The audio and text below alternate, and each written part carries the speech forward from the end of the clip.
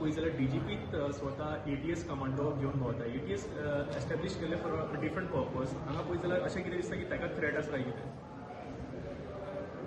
तो कितें घेवन भोंवता तें म्हाका खबर ना, पूण एटीएस हाका स्पेसिफीक फंक्शन आसपाक जाय. आनी Goa being a coastal state, having a naval base and having a antipodal position to Karachi becomes a strategic place of strategic importance. So हांगा टेररिझम जावप ही शक्यता आसता आनी ताजे खातीर एटीएस आसपाक जाय.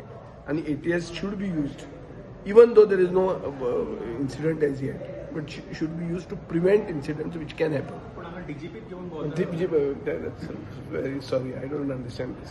That's what I'm saying. Even if you go to the list of this with threatening, there can be only two things. One is they are under threat because they have to return the money that they have taken.